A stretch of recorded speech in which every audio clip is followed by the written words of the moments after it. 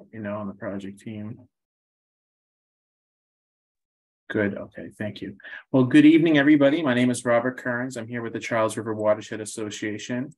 Tonight, I'm joined by Brian Antonelli, DPW Director in Wrentham, Rachel Benson, Director of Planning and Community Development in the Town of Wrentham, as well as Conrad Crawford, Deputy Director of Projects for the Charles River Watershed Association, as well as Janet Moonen, Engineer and Senior Project Manager from Weston Sampson, as well as Andrew Walker, Professional Hydrologist and Certified Flood Manager from Weston Sampson. And my name is Robert Kearns. I'm Climate Resilience Specialist at CRWA as well. So I'm so happy to have everybody here tonight to talk about Eagle Dam here in Wrentham. And first, before we start, I just want to acknowledge that here at CRWA, we humbly recognize the Massachusetts, Nipmuc, Wampanoag nations as the past, present, and future caretakers of the land that our work is carried across their traditional territory. We're really committed to creating respectful engagements and relationships with Indigenous communities in our watershed and learn, uplift, and support the relationships with the river. And just wanted to start off our meeting with some ground rules. Number one, this is an informational meeting. The purpose of this event is to learn more about the project here at Eagle Dam and to answer questions that anybody may have. Please be respectful of the speakers and hold your questions to the Q&A section, as some of the questions may be answered in the presentations. Everybody's encouraged to participate and has an opportunity to ask questions via the chat. We ask one person to ask a question at a time. Staff will repeat the questions from the chat into the record. If possible, please focus questions on the presentation and results from the flood modeling. However, we will work best to answer questions either in the meeting or after the meeting in writing. Before asking multiple questions, we ask that you refrain and let another person ask a question who hasn't done so already. And the project team may respectfully enforce these ground rules. Additionally, if you have any technical questions or issues, please contact Conrad Crawford at 617-312-4869. All right. Next slide. So I just want to start off with some context here in the Commonwealth of Massachusetts. We have a lot of dams. We have over 3,000 dams here in Massachusetts, many of which are relics of history and serve no purpose, similar to Eagle Dam. And over the past 12 years, 60 dams have been removed in Massachusetts, creating over 300 miles of free-flowing rivers and streams and creating 13 jobs for every $1 million spent on projects. So it's really driving the economy as well. And just some other context, as we know, we're seeing stronger storms from a changing climate, and many of these dams were not built for the storms of today and tomorrow. You see a lot of these flooding events we've seen recently. And you may be wondering, are dams bad for the environment? The answer is yes. They limit habitat space, degrade water quality, heat up the water in the impoundment of the mill ponds behind the dam, and also trap sediments and nutrients that can lead to things like cyanobacteria blooms or algae blooms, and also create erosion downstream. Additional considerations for dams. The owner of the dam, which here in Wrentham is Town of Wrentham, because it's public owned, is required to do inspections every few years, pay for regular maintenance, as well as reconstruction of the dam from the taxpayer funds. And oftentimes removal is less expensive. It's a one-time cost, and there's a lot of grant opportunities from the state and federal government to help remove these structures and restore streams.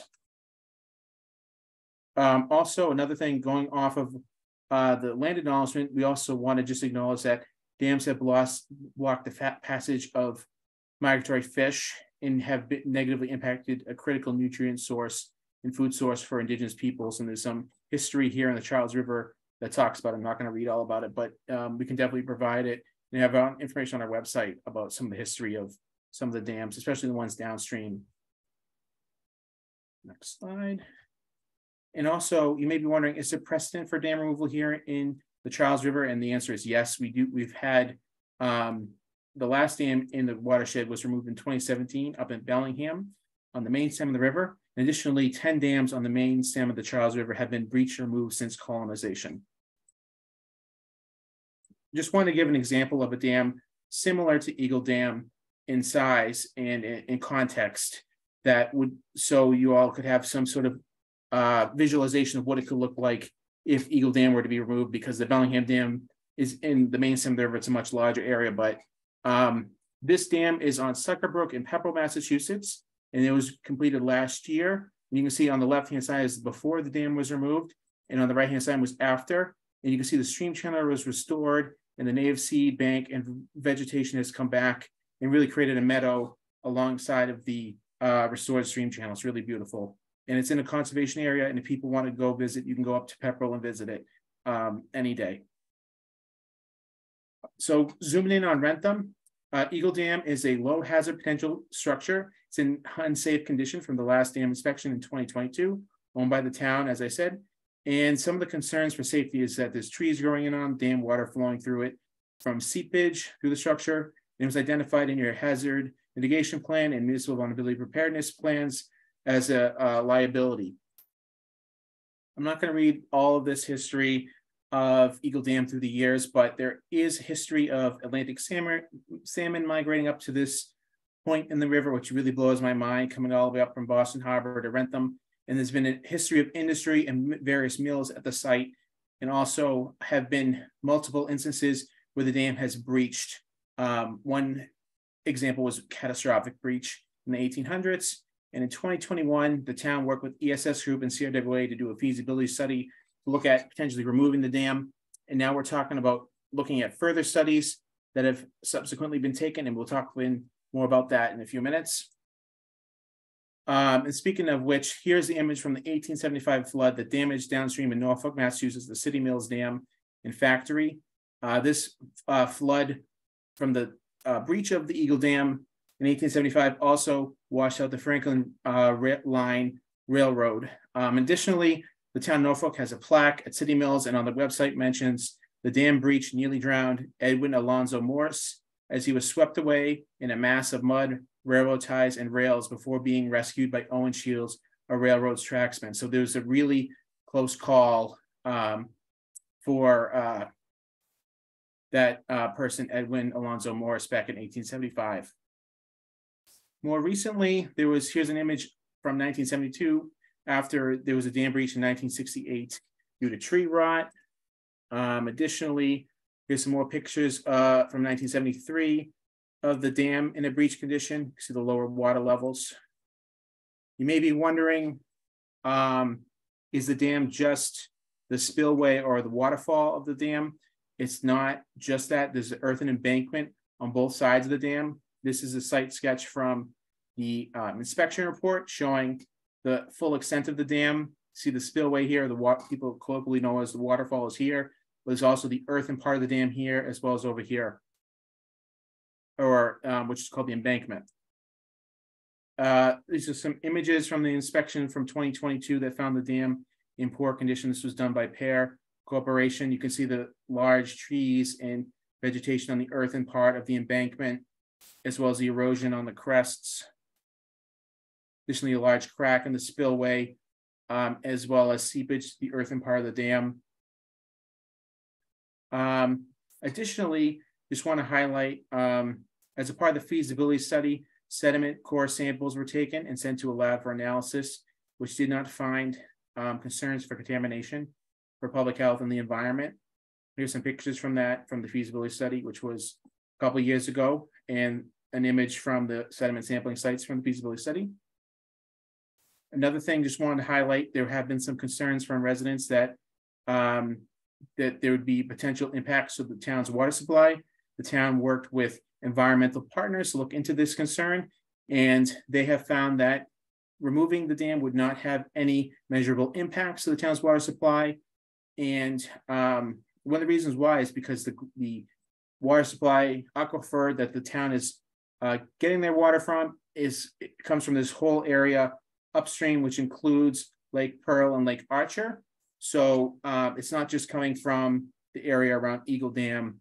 So this is just a map showing that, and some of the information from environmental partners who did that study. Additionally, this year we have worked with Weston and Sampson, who are going to be talking in a couple of minutes, to look at further flood analysis for the Charles River flood model. This is a computer model that predicts where flooding will occur today, as well as into the future, 2030, 2070, with climate scenarios. And it identifies and tests nature-based solutions for flooding impacts. Additionally, in this model, we're actually also looking at assessing stream crossings for fish and wildlife passage as part of this phase of that larger project. And here with Eagle Dam, we looked at a smaller sub-watershed from Eagle Brook and did some further analysis that Weston Sampson will talk about in a second, about sort of their work at refining the model, looking at what sort of flooding impacts in the whole Eagle Dam corridor. So with that, I will now hand it off to Andrew Walker from Weston and Sampson, as well as Jenny Moonen, to talk more specifically about flood model projection processes with respect to Eagle Dam and Eagle Brook. Thanks, Robert. Jerry? You guys hear me okay? And trying to share my screen. Here we go. All right. You able to see my screen now? Yes. Looks perfect. Okay, great. Thanks, Robert. Yeah, like Robert said, my name is Andrew Walker. I'm technical leader at Weston Sampson, spearheaded development of the Charles River flood model and subsequent updates to it, as well as the current project looking at an evaluation of how the removal of Eagle Dam might impact flooding upstream and downstream. Very brief outline of my presentation here. We're going to give a brief overview of the Charles River flood model, just to catch anybody up that's not super familiar with it. We'll speak to updates made for this project in particular, identify some of the scenarios that we looked at with regard to flooding and dam in versus dam out, and then go through some of the results. Brief overview of the Charles River flood model. First developed about 2 years ago in partnership with the Charles River Watershed Association. Covers nearly 300 square miles of the watershed across 35 different communities.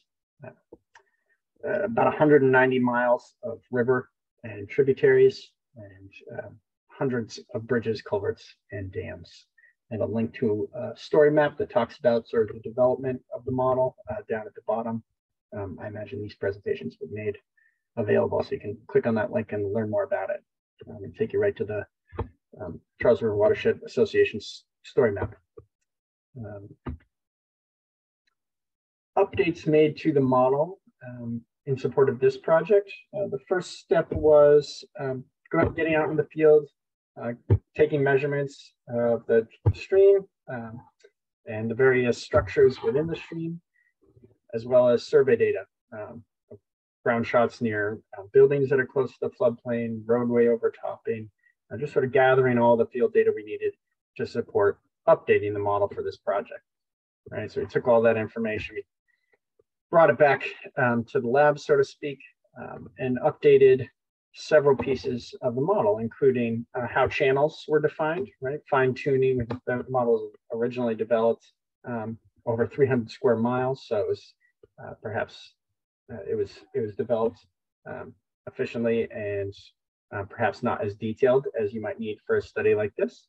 So we updated the channel to be more accurately defined. We updated heights of dams and other features of Eagle Dam and Lake Pearl, Red Dam on Lake Pearl, as well as 2 dams downstream, and a number of bridge and culvert crossings as well. One of the key pieces of the model is this 2D mesh that sort of overlays everything, and the model output is viewed through the 2D mesh, right? So, and I have an example or two in a few minutes here, but the 2D mesh is basically responsible for showing you what parts of the watershed flood in response to different storm events. And so that mesh was originally developed across the entire watershed, but what we've done in support of this project is redefine it in the area of this project. So it's much more fine, much higher resolution, so it's more detailed output. We also added some additional storm events for a variety of reasons, but in particular to evaluate storm events that are necessary for looking at state bridge crossings. And of course, we added in a dam out geometry in order to evaluate the potential impacts of the dam removal on flooding.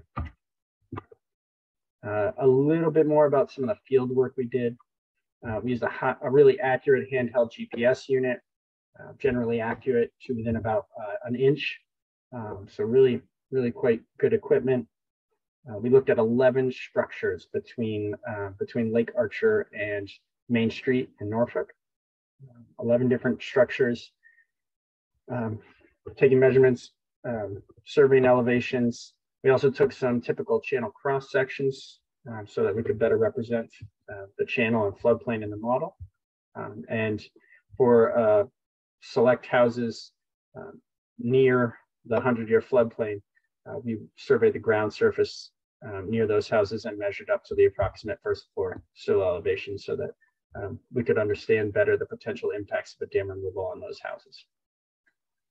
This is sort of a zoomed in shot of a number of more than a dozen points we took in the Lake Pepperell and Eagle Dam impoundment area, as well as the Route 140 crossing. And to put this in context, those survey shots are right here in panel 5, but we were taking measurements and survey as far downstream as Main Street in Norfolk and all the way up through Lake Pepperell.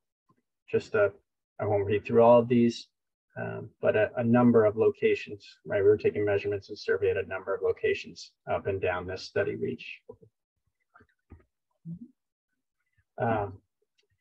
Some specific updates, right? Updated the riverbank height, some dam and roadway heights as well, channel width, outlet dimensions from dams, as well as culvert and bridge dimensions.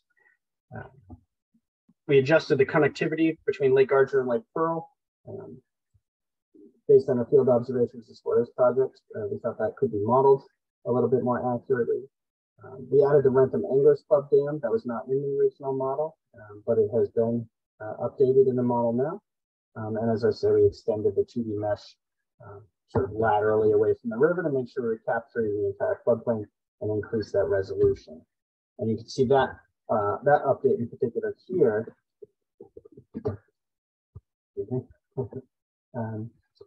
The yellow polygons are what was in the original model. So you can see they're much larger. They don't cover as large a spatial extent.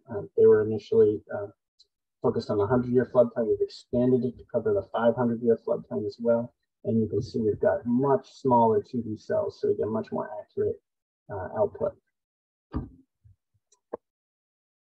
Some of the design storms.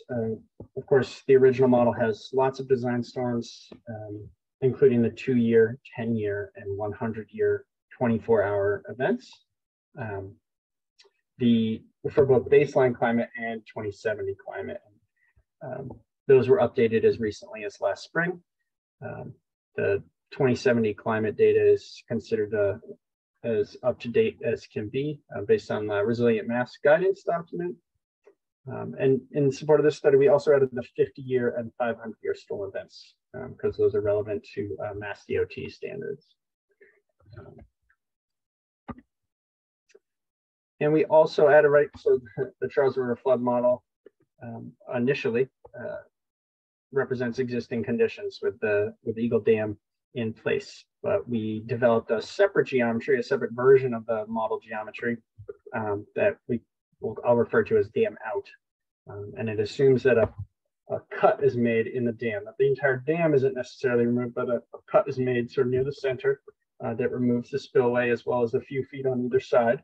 That's approximately 25 feet wide and the full depth of the channel. So that's in order to represent bank full conditions, sort of a more natural state. We evaluated dam in versus dam out conditions for 10 different design storms across 2 different climate scenarios. So it's a total of 20 simulations. And we evaluated flooding impacts over about a 4-mile reach of Eagle Brook from Lake Pepperell to Main Street in Norfolk, as I've said, evaluating changes in simulated flood level at all of the crossings, bridge and culvert crossings, as well as all the dams in that reach and buildings that are close to the floodplain. And we made those comparisons for all the design storms. We didn't necessarily report those comparisons. We produced a report, and I'll speak to many of the results tonight. We're not reporting the results at every last structure, just for the sake of brevity, but we're focusing what we call analysis points, 1, 2, 3, 4, and 5. And so these are analysis point 1 is in the report. I'll talk very briefly about it tonight, but Lake Pearl outlet, so right at Red Dam. The second point is at Eagle Dam, sort of the very top of the impoundment here. The third is the upstream face of the Route 140 crossing. The fourth is the downstream face of the Route 140 crossing. And then the fifth point I'll mention tonight is down here at the, sorry about that, the Anglers Club Dam there. It's mislabeled here, but it's 160 Mill Street, the Anglers Club. So it's their dam there. And here are the results. And sorry, all of our faces are covering some of the key numbers I want to speak to here. Here we go. So these are the model results for the Eagle Dam impoundment. Right. So what you see here are 2 different climate scenarios, sort of baseline and present day, as well as 2070. There's 5 different storm events, the 2, 10, 50, 100, and 500 year. So 5 events for present day, 5 events for 2070. These are the maximum water levels for dam in versus dam out. And this is the change in feet. You can see they're all negative, indicating that the flood level in the Eagle Dam impoundment would be lower under a dam out condition. And so the change ranges from a low of about 1/10 of a foot during a small storm to something as large as a little bit more than 1/2 a foot. So that's the scale of the impact on flood levels in the Eagle Dam impoundment under a wide range of flood events. Moving downstream, however, right, and that makes sense sort of instinctively, right? You remove a dam, the pond level's lower. During flood stage, it should also be lower. But what does that mean downstream? So these are the results at the upstream face of Route 140. Not what you really want to focus on is this column, change 0, 0, 0. All of them 0 change in peak flood level, with the exception of the 2070 500 year event, which was increased by 0.02 feet. Move a little bit further downstream. This is the downstream face of Route 140. You can see that the change in peak flood level for all 10 events is 0. Same story with the Wrentham Anglers Club Dam. The change in peak flood level for all 10 events is 0.00 feet. Now that might be a little counterintuitive. You remove a dam, you remove its flood storage capacity. Shouldn't you be seeing greater flooding downstream? And the answer is no, not necessarily. And this image illustrates why. So there's 2 pairs of curves here. This curve, the green curves here, represent the 100-year 24-hour storm. And this is the discharge arriving at the Route 140 crossing. So it's the water that's sort of going through Eagle Dam and arriving at the Route 140 crossing. You can see that and I should also say the x-axis is time. So and the y-axis is the discharge rate. So you can see the discharge over time. And in the early stages of the storm, discharge is relatively low, and then it rises relatively quickly and peaks about 12 hours into the simulation. And you can see the difference between the lines, right? So the top curve is dam out, and the bottom curve in each pair is dam in. And so you can see there is a difference in discharge. Without the dam in place, with the dam removed, discharge rates are higher in the early hours of the storm. And you can see that both at the 100-year flood level, as well as the 50-year flood level in blue. Right, so that higher discharge is due to the lost flood storage with removing the dam. However, that deviation occurs well before the peak of the storm. So many hours before peak flooding is experienced. So yes, there's a change, but it has no impact on peak flood levels because all that flood storage is used up well before the peak of the storm. And that's why you see a lot of those zeros in the preceding slides, right? Because those are referencing a peak flood level, right? And that's what's important. That's what affects homes and buildings, is that peak flood level. Here's an example of some of the output we're using to make these statements, right?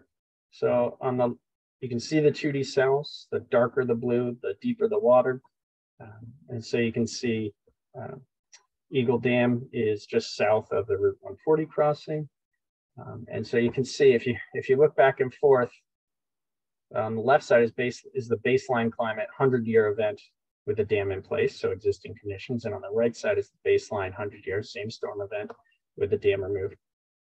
And you see no difference in flooding extents or flooding depths. And so everything is sort of making sense together. The flooding extents aren't changed, the peak flood levels aren't changed, and we see this again and again for all the design storms we looked at. So some conclusions here to bring it home. I haven't really talked about flood levels in Lake Pearl yet, but we found the same thing. We found no change in flood levels in Lake Pearl, and that makes sense because it's upstream, so it shouldn't be impacted by the removal of the dam, at least with regard to flood stage. There's very little change in flood water levels in the Eagle Dam impoundment. We talked about that, somewhere between 1/10 of a foot and about 6/10 of a foot. Floodwater levels downstream at Route 140 were also shown not to change, with the exception of the 2070 500-year flood, which increased flood levels by about 0.02 feet. However, downstream of Route 140, everywhere we looked, there was no change in flood levels to the hundredths place, 0.00. So no change at the downstream face of Route 140, no change at the Wrentham Angler Club Dam. And what that also means is no change to all the homes along Eagle Brook in between those two locations. And so, and also I should say, no significant impact on flood levels at the bridge itself. And we are continuing to coordinate with MassDOT on that, and we'll be speaking with them later this month. But the big takeaway here is based on the updated CRFM and the simulations we ran, dam removal appears to be feasible, both hydrologically and hydraulically, with regard to protecting Wrentham from flooding during extreme storm events. And I think I will leave it there. Hand it back off to CRWA. So thank you, Andy. I'm gonna share my screen real quick.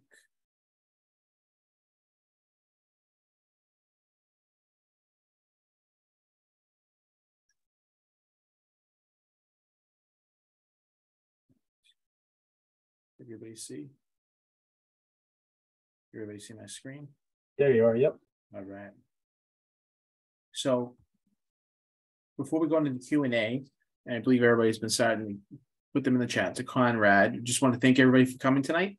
First off, wanted to let you guys know that we do have a survey on our website at bit.ly/Eagle Dam. Additionally, if you have questions, you can email the town at planning@wrentham.gov. And I will put in the chat in a second the bit.ly link to the survey. And with that, I want to give the opportunity to the Town of Wrentham staff members, Brian Antonoli and Rachel Benson, to say any words if they'd like. If not, we can go to the Q&A section, but I don't know if Brian and Rachel wanted to say anything. If not, that's okay. Okay, I'll start. Rachel Benson, Director of Planning and Economic Development in Wrentham. Thank you very much, Charles River, for presenting. Also, Weston Sampson, thank you very much for presenting and making a lot of that math make sense. I appreciate, pictures are worth 1,000 words, so I appreciate that. And also thank you to everybody who showed up. Again, we have 2 other meetings So, you know, if your friends missed this one, they can come to the one on the 8th or the 11th. Also just, you know, next steps, the town hasn't made a decision yet. You know, I think during this process, you know, we've had a lot of other questions come up that we'd like to, you know, take a look at to have a full package to give to residents and Board of Selectmen to make their final decision. So again, town has not made a final decision as of yet, but yeah, thank you. These are kind of sort of the next steps that we're thinking about doing. Another MVP project to sort of help us, you know, answer some of the questions that have been brought up. And yeah, I will let it go. Thanks.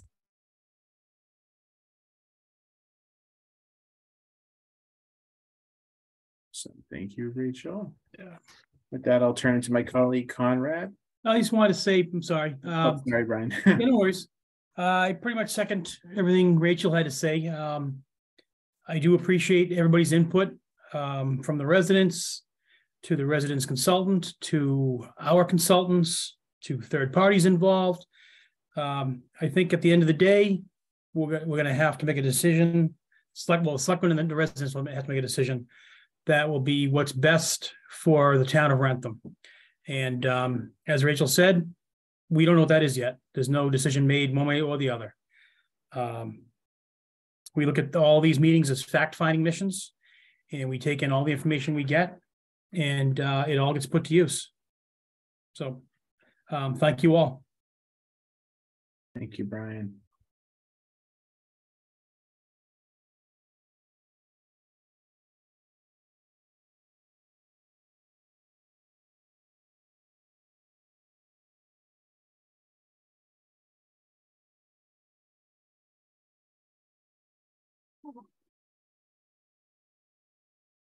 All right, with that, I'll pass it back to Conrad. All right, well, we don't have any questions in the chat, but I want to thank the town for sharing their welcomes. Oh, is that anybody there? Yep, I see a couple of questions there. Oh, where are the questions that I don't see any questions in the chat box that I'm looking at, Robert. So if I could get access to that. I don't see any here. Andy, do you have the questions? You want to read them? Yeah, I'm happy to. Okay, thank you, Andy. Questions. Yeah, no problem. The first one is, what is the 2-year storm condition for the dam removal, from Mr. Wang? I'm not entirely clear what the question is in reference to, but the 2-year design storm was modeled twice, once for baseline climate, once for a 2070 climate. I had a slide, that's 3.4 inches of rainfall for the baseline climate and 4.6 inches of rainfall for the 2070 climate. It was assumed to fall over a period of 24 hours, and the way it was distributed over time was based on NOAA 14 temporal distributions. What is the 2-year storm condition for the general life? I hope that answers the question. Perhaps if there's a follow-up, I can provide some more detail. The next question is, what is the impact on the priority habitat in the old mill pond by removal of the dam? So I think that is also a hydraulics related question. So this project was focused primarily on the impact to flood levels and sort of flood safety. If the dam were to be removed, I think that question speaks more to the hydraulics of the pond and the dam and the downstream channel during more typical conditions that might affect that priority habitat. Robert, I saw your hand. I don't know if you wanted to weigh in more. Yeah, I can also weigh in. Yeah, the priority habitat that the person was asking about includes downstream of Eagle Dam as well as Lake Pearl as well as downstream of 140. So it includes riverine and pond habitat. And we've had preliminary discussions with natural heritage endangered species program at Mass Wildlife, and the species of concern can be in both a riverine and a lower stream, riverine and a pond habitat. So, and that would be further, as Andy said, further looked at further design and permitting. I just wanted to note that the habitat is not just the pond, it includes Lake Pearl, it includes the impoundment of Eagle Pond, as well as downstream of the dam and 140.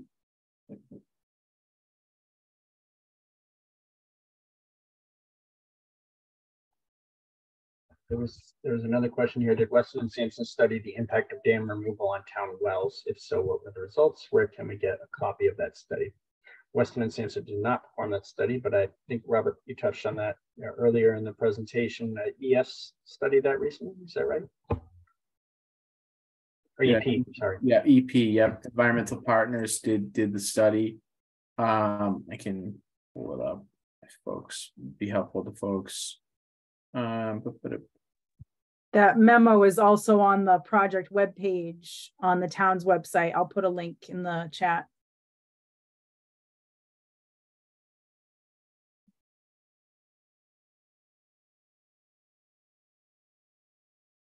Is there another question while I pull this up, or? Sure. Dr. Wing had a follow-up question about the 2-year event. I believe he was looking for water level and storage under existing and removed condition. I did not speak to storage volume, but I did present water levels, and certainly that will be memorialized in the presentation. I'm sure this will be made available, but I can spit out those water levels. So during the 2-year event with the dam in place, the peak water level was approximately 196.8. And with the dam out, that would be reduced to about 196.65, a drop of between 1 and 2/10 of a foot. Under 2070 2-year, the dam with the dam in, the flood level was 196.95. It dropped about 2/10 of a foot.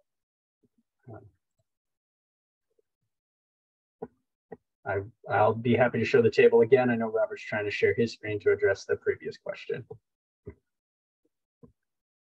Can you all see my screen, by the way? Yes, sweet. Okay. So yeah, so this is the image from Environmental Partners report that shows that the wells are getting water from this whole area, which goes out to Interstate 495, and past Interstate 495 includes Lake Pearl and Lake Archer. So hopefully that will answer the questions. If it's all right with you, Robert, I'll share my screen again just to put that table back up. Okay. And Andy, are the questions coming from multiple people, or? Yes. Okay, good. Just want to make sure everybody has an opportunity to answer questions. Or get their questions answered. Okay. Can you guys see my screen? Yes. Okay, great. Thank you. That's great. So here's the table I think you were referring to, Dr. Wang. And so these were the numbers I was just quoting you. The present day should really be baseline, baseline 2-year, and 2070 2-year. And all of these numbers, all these numbers are tabulated not only in this presentation, which I'm sure will be memorialized, but also in a flood report. It's in draft form right now, but it will be finalized in the days to come.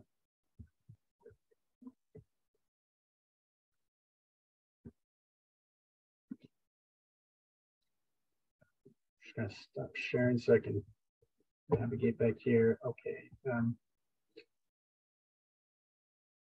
Can we see the table again? Check. And when will the report be available for review? Timely question. I don't know the answer to that exactly. Robert, when were you thinking? I don't know exactly, but I know for a fact it'll definitely be available by June 30th. And the project closes for definitely, but I don't know if it would be after we talk to MassDOT or not. Yeah, it probably does make sense to coordinate with them before publishing the final draft. So my guess is probably around June 30th, or a little bit before that, but hopefully sooner than later, because we would like to get it to you all as well. If anybody's having, is it a question still coming in, or are people having trouble submitting questions?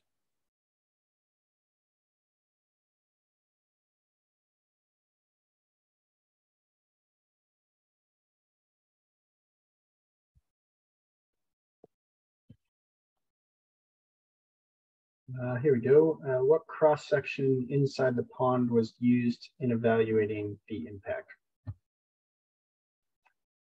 So the Charles River flood model is a different type of model than something like Hydrograph. So PC Swim is meant to model a combination of open channel and closed pipe systems.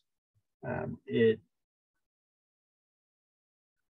is not quite like Hydrograph in that, which you might be more familiar with, where it's a series of cross sections. PC Swim is more a series of nodes and junctions, and then in this case we've overlaid a 2D mesh as well. So the impoundment was not necessarily, it was modeled with a few conduits, each one represented with a different width and height, although it's the 2D surface is doing most of the work. So the CRFM and the updated version that we used in support of this project is more focused on peak flood elevation and extents. The detailed cross-section based model that could be used to evaluate changes in hydraulics under a range of flow conditions, not just extreme flooding. That would take a different software, something like Hydrograph. And so, you know, that may be something worth doing under future phases of work.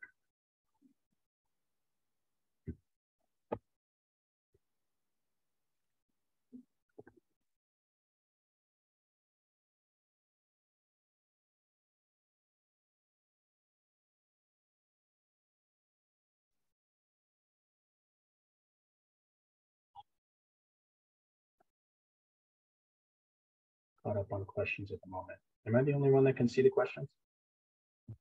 I think they might just be sending them to you. Yes, you are right.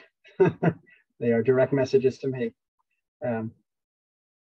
Here we go. The cross section is flat, 200 wide as we measure in the field. This wind model is not considering the pond morphology in the study. This project was not intended to study the morphology of the pond and how it may change over time. That would require a model capable of evaluating the transport of sediment over time. Again, a software like Hydrograph would be more appropriate for that, and is sometimes done in the study of dam removals. And I think that was referenced in the list of potential future evaluations.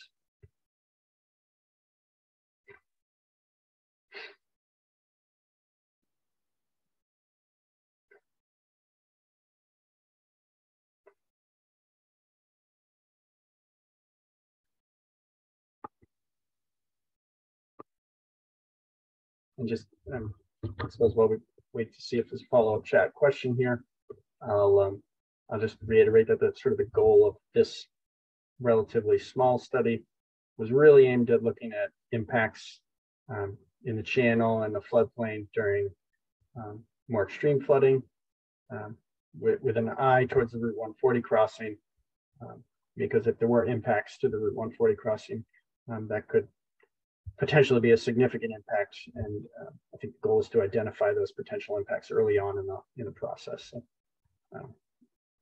that was really the focus of this study.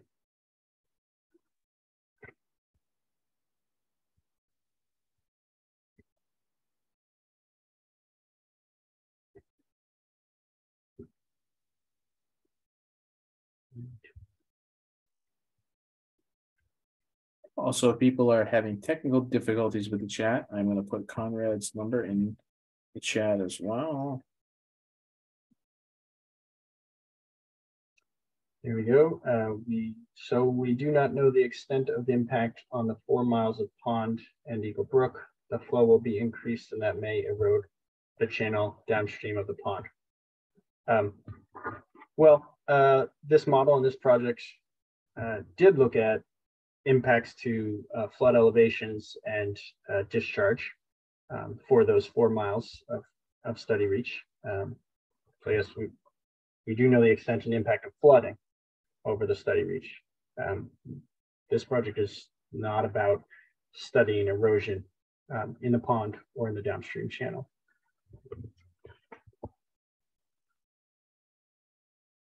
All right, I got another question from Robert Pellet. Thank you, Robert.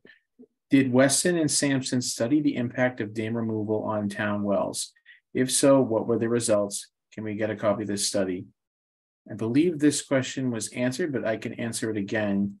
Weston and Sampson did not study impact of dam removal on town wells. Environmental Partners did a study on this. That study from Environmental Partners, who are the consultants that are looking at developing the new well in the town of Wrentham, right next to Eagle Brook, found that there was no significant impact to the town wells and their operations. And I had a slide on that. And like Rachel said, that study is on the town's website in the chat further up.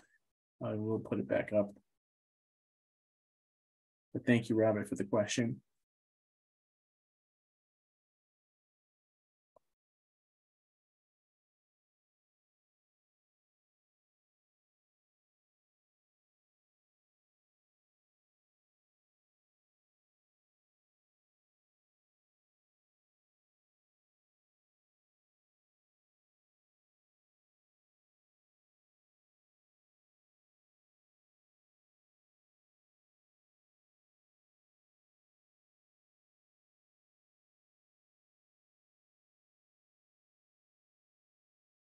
Question came into me. The impact of study by EP is only based on a 4-hour pumping test and not under drained pond condition. The flood study does not address drained pond impact on the wells.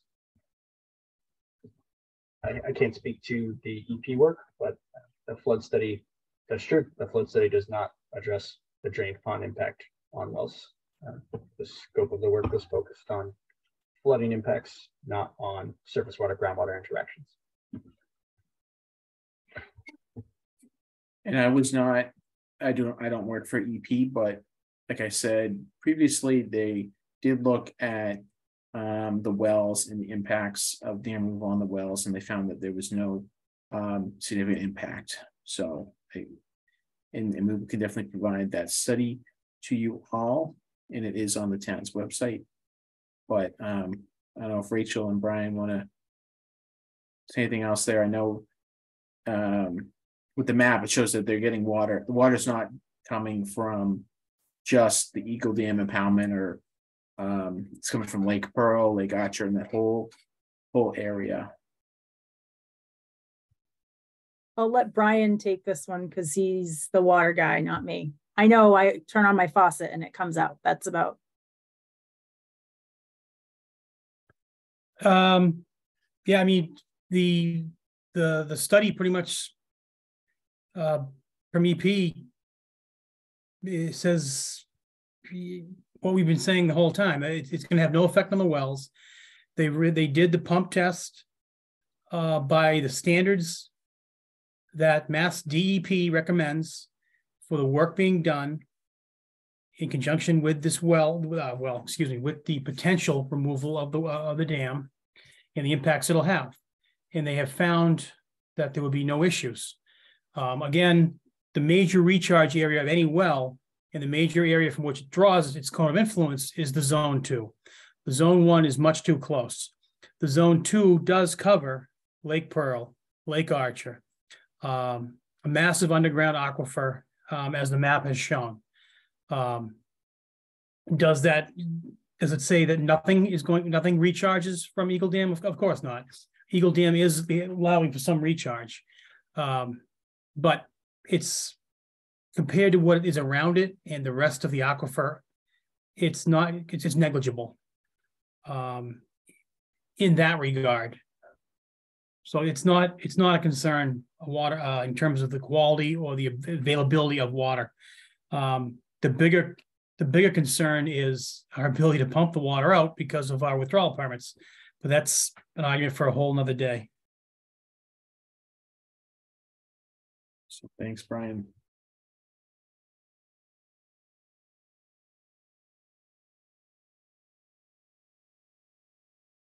You have 5 minutes or 6 minutes left if folks still have questions trickling in. And also if you have questions about, other things in my part of the presentation too, we could address some of those. This has been concerns about potential impacts to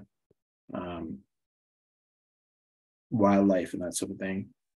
We can talk about that if I know it's come up in the sidewalks too. Robert, question direct to me here. Zone 2 is the larger than the pond itself, but the most severe impact area is within most close proximity of the well. The Zone 1 is located 3/4 within Old Mill Pond. The lowered water level will also increase the pumping cost in the long run. Was that a question or a statement? Appears to be a statement. Okay. Well, thanks for your comment. We would definitely note that. I just noticed another chat question from Robert Pellet. Thank you, Robert. How long was the pumping test? Was it a prolonged pumping? I think EP did a 2-hour test. If Brian wants to answer that. Like the report said, I believe it was a 2-hour test. Okay. Nothing's changed from that report since the report was handed out. There is a longer test coming this week, I believe, once the screen comes in for the new well. But the 2-hour test is what was recommended and required by Mass DEP. Thank you, Brian, for that.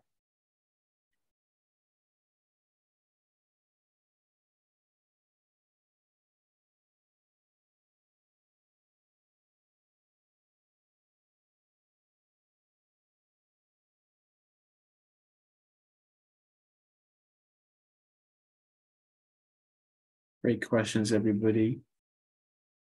We do have a couple of minutes left if people still have any burning questions.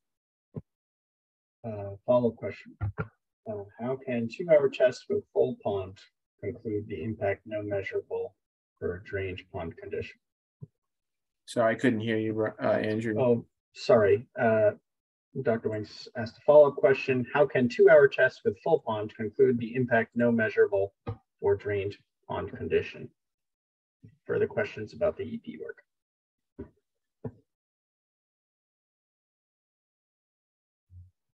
That's a question for EP.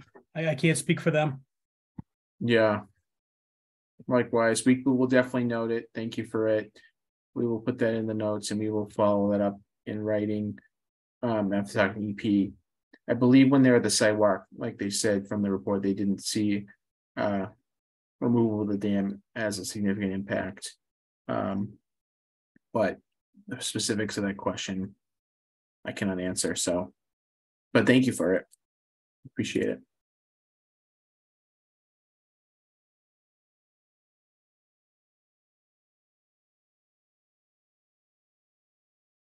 Rachel, you had a question? I was Oh, you muted yourself. muted myself. Yeah. I was like, it's not important. Where to reach out. So my email address is theplanning@wrentham.gov. And, again, I know this was a lot of information all at once tonight. Once the recording is made available, I'll post that on that same project website along with the presentations that were presented tonight. And, think it over, bring your questions to the May 8th meeting or even the May 11th meeting. Or you can email me and I can pass them on to the appropriate person as well.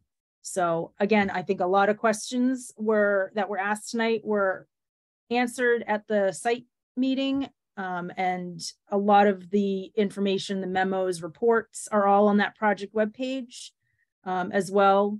So feel free to peruse those.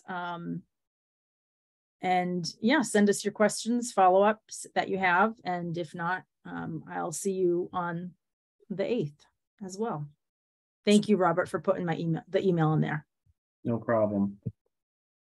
Glad you did, because I totally direct messaged it with a typo in it. Awesome. Thank you, Andy. So yeah, thank you all for coming tonight. In the final minute, I want to just plug again the survey that is in the chat. It is bit.ly/Eagle Dam. Please, if you haven't filled out the survey, fill it out. Please let your neighbors and friends know about it. Please let your friends and neighbors know about the upcoming meetings where you can also learn about them at crwa.org/events to RSVP. Please share it out with your networks, social media, phone calls, emails. Let everybody know. We want to get everybody's questions answered. We want to get folks information. We're going to be talking about the same things for the future meetings. So if you're interested, we're probably going to, the presentations are very similar, but if you have more questions, once you've gone through the materials, like we said, we're going to post it on the websites. Please bring them. We'll look forward to our future meetings and calls next week. So with that, thank you all. This was a great meeting. It was great to hear from folks, and we really appreciate your participation and your questions. It's really going to help the town make their decision. And like Rachel and Brian have said, no decisions have been made yet, and yeah, there's more questions that need to be answered. So with that, thank you so much and have a great evening.